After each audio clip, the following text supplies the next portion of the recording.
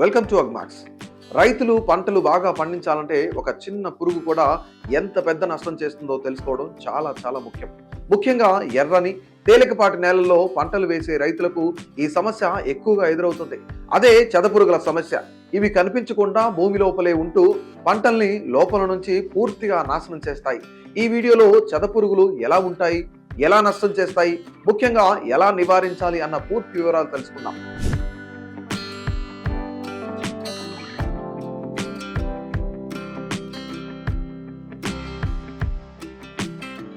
చెదపురుగులు ఎక్కువగా ఎక్కడ ఉంటాయి అనే ప్రశ్న అందరికీ ఎదురవుతుంది.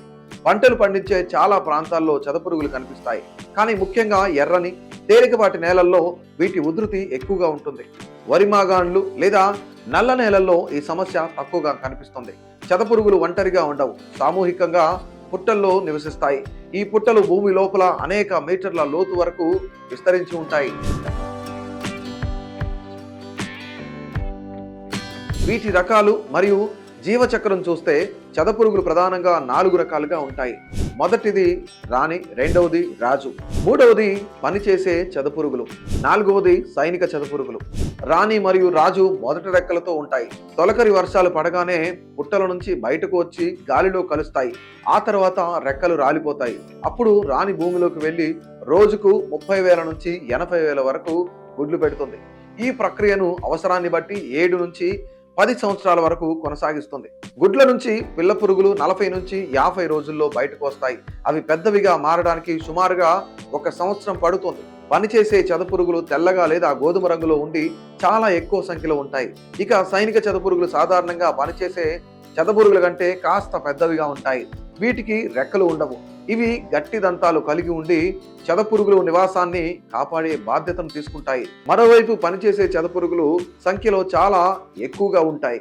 కొత్తగా ఏర్పడిన నివాసాల నుంచి కొద్ది నెలల్లోనే ఇవి బయటకు వచ్చి ఆహారం కోసం వెతుకులాట మొదలు పెడతాయి. పంటల కాండాలు, వేర్లు వంటి భాగాలే వీటికి ప్రధాన ఆహారం కావడం వల్ల రైతులకు ఎక్కువ నష్టం జరుగుతుంది.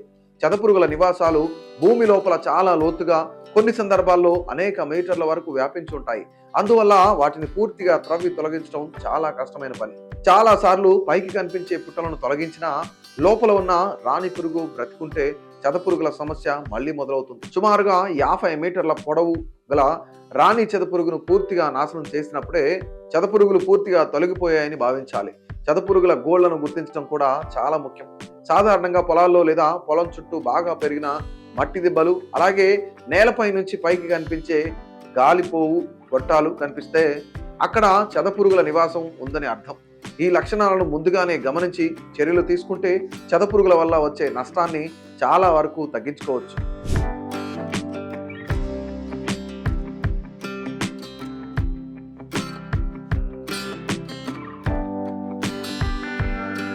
చెదపురుగులు నష్టపరిచే విధానం ఎలా ఉంటుందంటే, సేంద్రియ పదార్థం తక్కువగా ఉండే నేలల్లో, పంట మార్పిడి చేయని పొలాల్లో, నీటి ఎద్దడి మరియు వర్షాభావ పరిస్థితుల్లో చెదపురుగుల దాడి ఎక్కువగా ఉంటుంది. పనిచేసే చెదపురుగులు మొక్కల కాండంలోకి ప్రవేశించి లోపలి పదార్థాన్ని తింటాయి. తిన్న ఖాళీలను మట్టితో నింపుతాయి. దీనివల్ల మొక్కలు ముందుగా వాడిపోయి తర్వాత పూర్తిగా ఎండిపోయి చనిపోతాయి.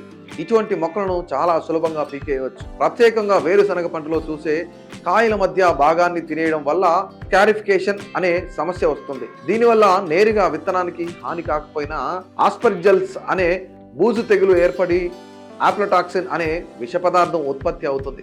అది ఆరోగ్యానికి చాలా ప్రమాదకరం, క్యాన్సర్కు కూడా కారణం అవుతుంది. అదే చెరుకులో మొగ్గలు లోపలి మెత్తని పదార్థం తినేయడం వల్ల మొలక శాతం తగ్గుతుంది. పండ్ల చెట్లలో బెరడును తింటూ మట్టితో కప్పేస్తాయి. దీనివల్ల చెట్లు గిడసబారిపోతాయి, నారుమళ్లు కూడా వడలిపోతాయి. వీటి ఉధృతి మెట్ట పంట పొలాల్లో మరియు నీటి ఎద్దడి ఉన్న పండ్ల తోటల్లో ఎక్కువగా ఉంటాయి.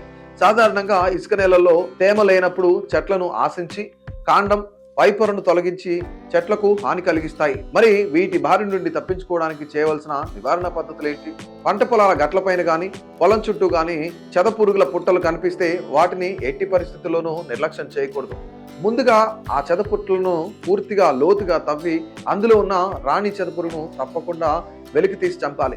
ఎందుకంటే రాణి బ్రతుకుంటే మళ్ళీ చెదపురుగుల సమస్య తిరిగి వస్తుంది. అనంతరం లీటర్ నీటికి 5 మిల్లీలీటర్ల క్లోరోఫైరిఫాస్ 50 EC మందును కలిపి సుమారుగా 15 నుంచి 30 లీటర్ల వరకు మందు ద్రావణాన్ని చెదపురుగుల్లో బాగా తడిచేలా పోయాలి. ఇలా చేయడం వల్ల పుట్టలో ఉన్న మిగిలిన చెదపురుగులు పూర్తిగా నశిస్తాయి.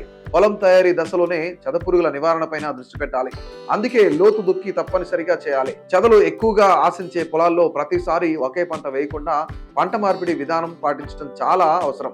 అలాగే పంట పొలాల్లో వేసే పశువుల ఎరువు విషయంలో కూడా జాగ్రత్తగా ఉండాలి. బాగా కుళ్ళిన పశువుల ఎరువు మాత్రమే పొలాల్లో వేసి కలేదున్నాలి. సగం కుళ్ళిన లేదా చివికని పశువుల ఎరువు వాడితే చెదపురుగుల సమస్య మరింత పెరిగే అవకాశం ఉంటుంది. వేరుశనగ, చెరకు, మొక్కజొన్న వంటి పంటలు నాటే సమయంలో ముందుగానే విత్తన శుద్ధి చేయడం చాలా ముఖ్యం. ఒకవేళ పంట పెరిగే దశలో చెదపురుగులు ఆశించినట్లయితే లీటర్ నీటికి 5 మిల్లీలీటర్ల క్లోరైరిఫాస్ 50 EC లేదా 0.25 మిల్లీలీటర్ల ఇమిడాక్లోప్రిడ్ 17.8 SL మందును కలిపి మొక్క మొదళ్ల చుట్టూ బోదెలపై వేయాలి. ఇలా చేయడం వల్ల చెదపురుగుల దాడిని సమర్థవంతంగా నియంత్రించవచ్చు.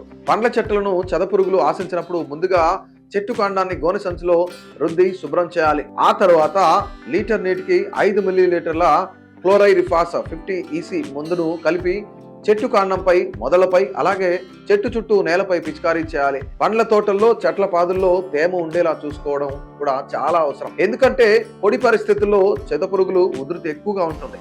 వాణిజ్య పంటల్లో చెదపురుగుల సమస్య తీవ్రంగా ఉన్నప్పుడు వాటి ఉధృతిని బట్టి పిప్రోనిల్ గుళిక మందులను తగిన మోతాదులో భూమిలో వేసి కలయబెట్టి నీరు కట్టాలి. ఈ విధానాన్ని పాటిస్తే చెదపురుగుల నివారణలో మంచి ఫలితం పొందవచ్చు మరియు పంటను సురక్షితంగా కాపాడుకోవచ్చు.